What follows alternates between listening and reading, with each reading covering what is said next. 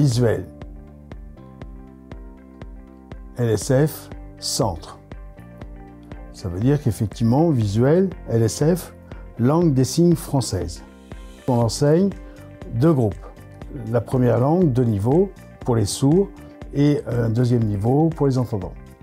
Il y a plusieurs objectifs. On fait des stages intensifs pendant 6 mois, de niveau 1 jusqu'au niveau 7, pour adapter une communication et que les entendants soient à l'aise avec les sourds. Après, on va dans les entreprises où il y a des sourds et des entendants qui sont ensemble. Et la grande difficulté, c'est la communication. Donc, pour les sensibiliser dans l'entreprise, pour effectivement que les entendants et les sourds puissent échanger dans le cadre de leur travail. Bon, il faut qu'ils apprennent la langue des signes, voilà. Donc, c'est en fait un pont entre le monde des sourds et le monde des entendants pour que les entendants soient plus à l'aise et les sourds aussi. Et concernant les enfants, bon, les enfants sourds, au niveau de la communication, c'est compliqué des fois. Donc, ils me demandent pour que je les sensibilise, les parents, et puis que je donne de la langue des signes. Voilà, et qu'ils puissent communiquer avec d'autres sourds en même temps et qu'ils puissent posséder la langue des signes. Avant, au niveau de la communication avec les entendants, c'était très très difficile, j'en avais très peu.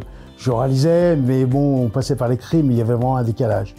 Bon, j'ai eu une formation pour devenir professeur de langue des signes, pour avoir une certaine qualité de langue des signes, pour pouvoir effectivement échanger avec les entendants et avoir cette ouverture. Donc c'est aussi important qu'il y ait un lien pour moi qui est entre le monde des entendants et le monde des sourds.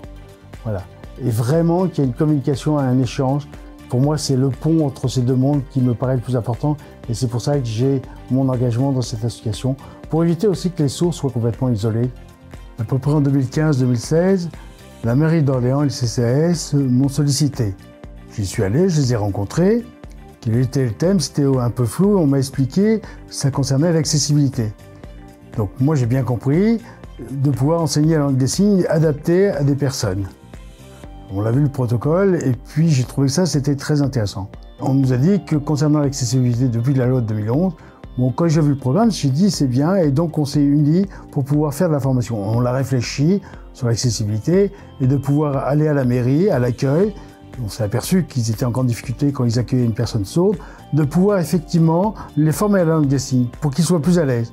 Et s'ils rencontraient une personne sourde, il y aurait une meilleure communication. Donc on l'a préparé, on a fait des propositions et effectivement on a fait cette formation qui a permis une meilleure accessibilité de communication. C'est un droit civique et ça c'est important.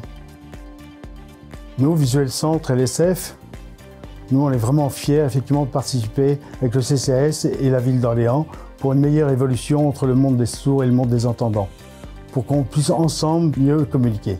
Merci beaucoup, bonne continuation.